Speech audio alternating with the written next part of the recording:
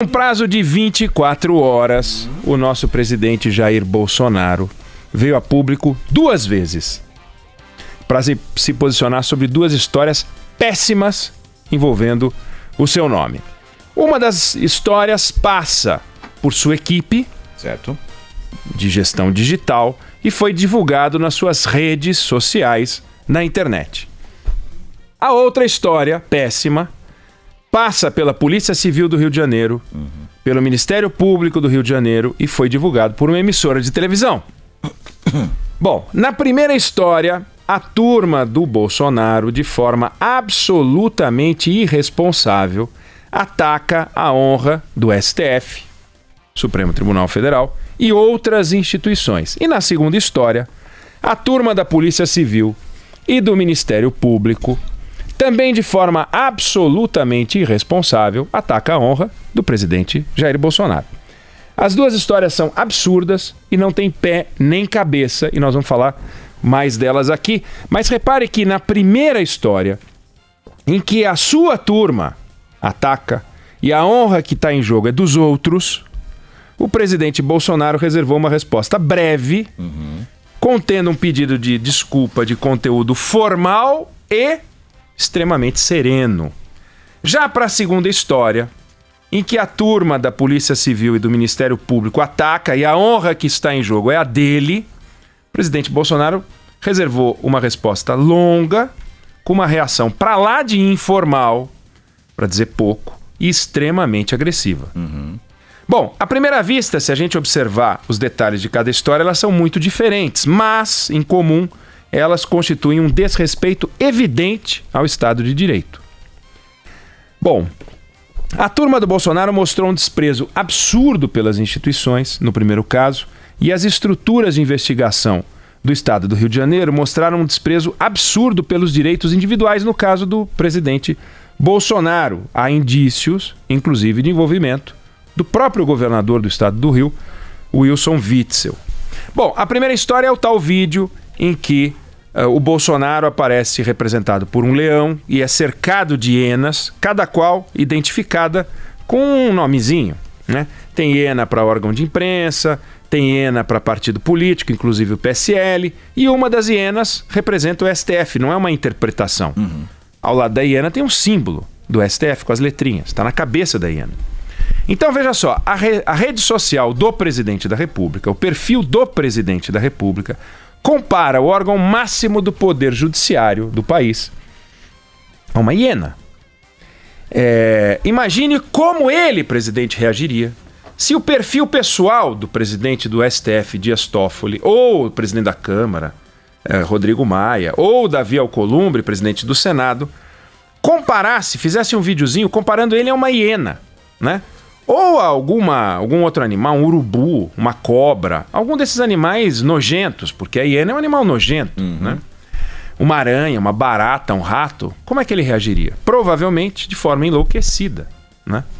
Bom, e qual foi a sua reação diante da divulgação do vídeo e do mal-estar que esse vídeo provocou? Ele deu uma entrevista ao jornal Estado de São Paulo em que ele se desculpou de forma contida. Porque ele disse: me desculpo publicamente ao STF, a quem porventura ficou ofendido. Foi uma injustiça, sim, corrigimos e vamos publicar uma matéria que leva para esse lado das desculpas. Erramos e haverá retratação. O vídeo não é meu. Esse vídeo apareceu, foi dada uma olhada e ninguém percebeu com atenção que tinha alguns símbolos que apareciam por frações de segundo, né? Depois percebemos que estávamos sendo injustos, retiramos e falei que o foco nas redes sociais são as nossas viagens. Bom, pedir desculpa é melhor do que nada, mas vamos lá. Se defender dizendo que a imagem da hiena do STF ficou no ar por pouco tempo é bizonho, né? Porque a faca do Adélio Bispo também ficou por pouco tempo dentro da barriga do presidente e fez um mega estrago, quase matou o presidente da República. Então, o ataque não pode ser medido pelo tempo, mas sim pela intensidade, pela gravidade, né? E cadê as palavras em que o presidente reafirma no seu pedido de desculpas o compromisso com respeito aos demais poderes da República? Não tem. Aliás, a todos os poderes da República, inclusive ao dele, porque quando ele patrocina algo como isso, ele está desrespeitando o cargo de presidente da República. Não é uma atitude que está à altura do cargo do presidente da República. Cadê o cuidado em expressar o compromisso com o sistema que ele jurou abraçar? Cadê a liturgia do cargo? Cadê a liturgia? Cadê o compromisso constitucional quando toma posse, né? Ok, não foi ele. Bom, então quem foi? Cadê a punição? Né? Quem pagou o pato? Aliás, quem vai pagar a hiena? Né? Não apareceu. Bom, a segunda história é um caso flagrante de desrespeito. Só que aqui é os direitos individuais. Todas as pessoas são inocentes até prova em contrário. É a mania que tomou conta do Brasil, a partir da Lava Jato, de fuzilar todo mundo, destruir, triturar e só depois checar. E que isso agora se voltou contra o presidente da República, né? Contra o presidente Bolsonaro. A Polícia Civil do Rio de Janeiro e o Ministério Público Estadual investigam a morte da vereadora Marielle Franco. Prenderam os assassinos e eles continuam atrás daqueles que podem ser os mandantes. Eles querem saber quem são os mandantes. Nós queremos saber quem são os mandantes. E aí eles descobriram que no dia do homicídio, no dia 14 de março do ano passado, um dos criminosos, Elcio de Queiroz, esteve na casa do comparsa dele, também preso, Rony Lessa. O Rony Lessa mora no condomínio Vivendas da Barra, na Barra da Tijuca, no Rio de Janeiro, onde mora o presidente Jair Bolsonaro. Numa das folhas do caderno de entrada do condomínio daquele dia, então, você vê o registro de entrada do Elcio de Queiroz. E aparece o número da casa que ele iria visitar, número 58. Tá lá, 58. Só que Ronan Lessa não mora no 58. Quem mora no 58 é o Jair Bolsonaro, que naquele dia estava em Brasília, comprovadamente. Bom, o porteiro que foi ouvido disse que o Elcio de Queiroz informou que iria à casa de Jair Bolsonaro. E mais, ele disse que interfonou para a casa do presidente e foi atendido por alguém que se identificou como seu Jair. O porteiro disse que o carro, no entanto, não foi para o número 58 do presidente Bolsonaro, mas seguiu para a casa do Rony Lessa. E disse no depoimento que ligou de novo para a casa 58 e o homem que se identificou como seu Jair disse que sabia para onde aquele visitante estava indo. Um caso horroroso. Bom, o que fizeram as autoridades encarregadas da investigação? Elas seguiram a lei? Elas seguiram o procedimento básico de checar tudo e só então repassar as informações ao juiz do caso? Tomaram o cuidado que tomariam se estivessem investigando se a mãe dele estava à meia-noite no Cais do Porto?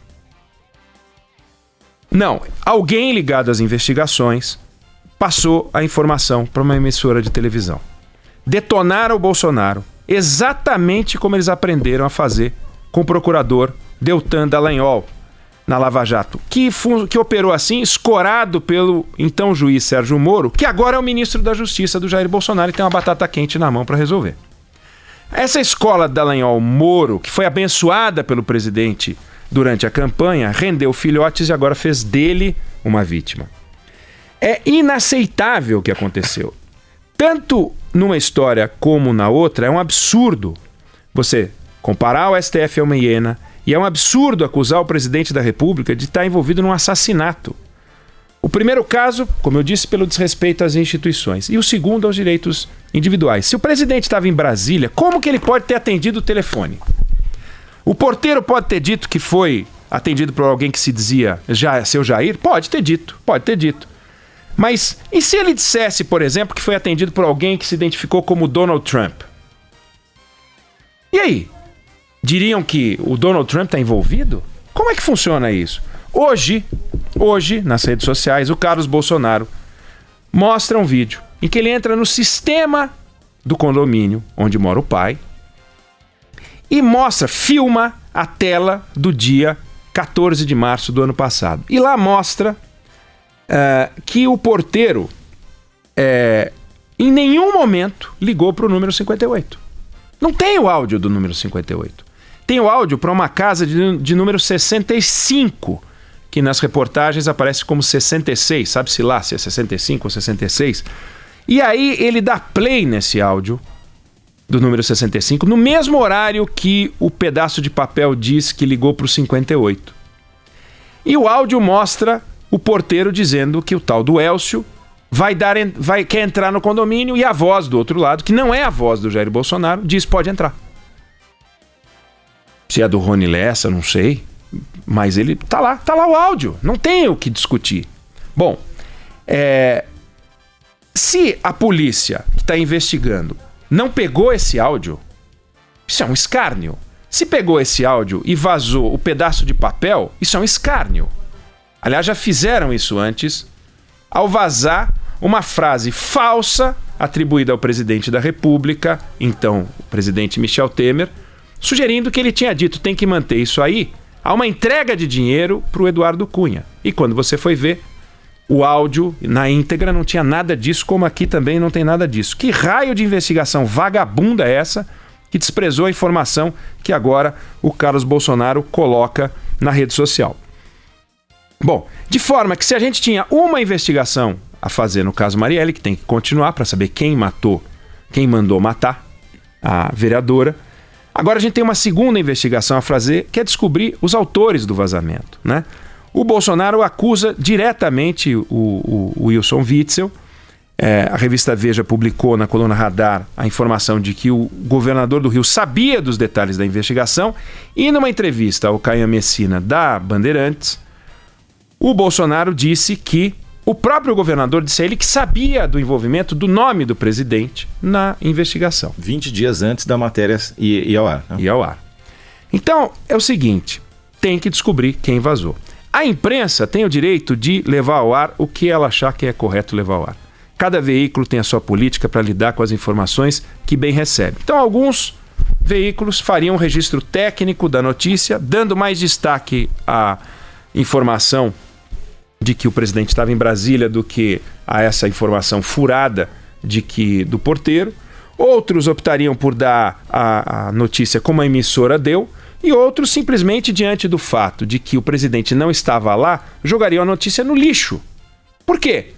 Porque a única novidade seria o telefonema para o presidente Jair Bolsonaro e, em seguida, ele dizendo que sabia que o tal do Elcio estava indo falar com o Rony Lessa. Grave.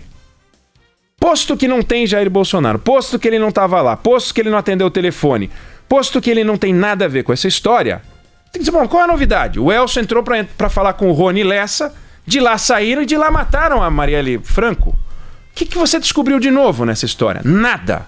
Nada. Que o Rony Lessa mora no condomínio já se sabia. Que o Elcio foi lá encontrar o Rony Lessa, que diferença faz? A notícia seria se o presidente Bolsonaro tivesse envolvido. Não está. Mas as autoridades que são pagas pelo contribuinte, elas não podem seguir a lógica da imprensa. Cada órgão de imprensa que se entenda com seus leitores, seus ouvintes, seus telespectadores. Pague o preço, o bônus e o ônus das suas decisões. Agora, um órgão de Estado não pode operar dessa forma. E eles têm que respeitar as regras. E esse estilo não pode perpetuar. É o estilo Dallagnol. É o estilo porco de vazamento para trucidar. Não importa que biografias você admira ou não admira. Não pode fazer o que eles fizeram. Esse Estado policial tem que ser combatido. Então, da mesma forma que o presidente precisa chamar seus auxiliares, apertar a orelha deles e dizer: a partir de agora, nós respeitamos as instituições e as regras e a Constituição brasileira, os responsáveis por essa investigação precisam chamar os envolvidos, apertar a orelha e descobrir quem fez isso. Isso é um escândalo. Não vou dizer que é um escândalo tão grave quanto a morte, porque nada é tão grave quanto a morte, porque ela é irreparável. Este é reparável, de alguma maneira. Então, é importante, ao comparar os casos, lembrar: é grave acusar as instituições. Não podemos minimizar. E nós não podemos minimizar também o que aconteceu com o presidente Bolsonaro, de um lado e de outro. Num ele agindo, no outro ele sendo vítima. E nos dois casos, as respostas têm que ser iguais, de muita indignação, talvez não no tom do presidente, mas isso é uma escolha individual dele. Ele reservou 23 minutos para bater na emissora de televisão e nos órgãos também de Estado.